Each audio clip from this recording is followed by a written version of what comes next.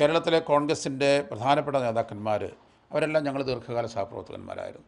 വ്യക്തിപരമായി പറഞ്ഞാൽ എല്ലാവരും നല്ല സുഹൃത്തുക്കളും നല്ല ആളുകളുമാണെന്നാണ് എൻ്റെ അഭിപ്രായം. പക്ഷേ ചെറിയ കാര്യങ്ങളിൽ പോലും വിട്ടുവീഴ്ച ചെയ്യാനോ കേരളത്തിലെ കോൺഗ്രസ്സിനെതിരായി വരുന്ന വെല്ലുവിളികളെ യോജിച്ച് നേരിടാനോ അവർക്ക് കഴിയുന്നില്ല എന്നൊരു ദുഃഖകരമായൊരു സാഹചര്യമാണ്. അതുകൊണ്ട് കേരളത്തിലെ സംഘടനാ രംഗത്തും പാർലമെൻ്ററി പാർട്ടിയുടെ രംഗത്തും സംഘടനാ രംഗത്തും ഒക്കെ നിൽക്കുന്ന ആളുകൾ തമ്മിലുള്ള ഈ അഭിപ്രായ വ്യത്യാസങ്ങൾ ഒരു ഈഗോ ക്ലാഷിൻ്റെ പരിധിയോളം എത്തിയിരിക്കുകയാണില്ല.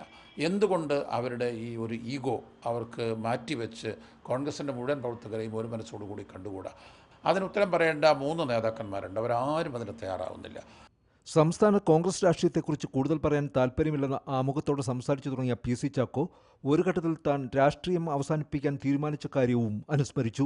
യൂത്ത് കോൺഗ്രസിന്റെ ദേശീയ നേതൃത്വത്തിലും 34-ാം വയസ്സിൽ നായനാർ മന്ത്രിസഭയിൽ വ്യവസായ വകുപ്പ് മന്ത്രി എന്ന നിലയിലും തിളങ്ങിയ പി.സി. ചാക്കോ കഴിഞ്ഞ ലോക്സഭാ തെരഞ്ഞെടുപ്പിൽ പരാജയപ്പെട്ടതിന് കാരണം അതിരുകടന്ന ആത്മവിശ്വാസമായിരുന്നുവെന്നുകൂടി അനുസ്മരിച്ചു.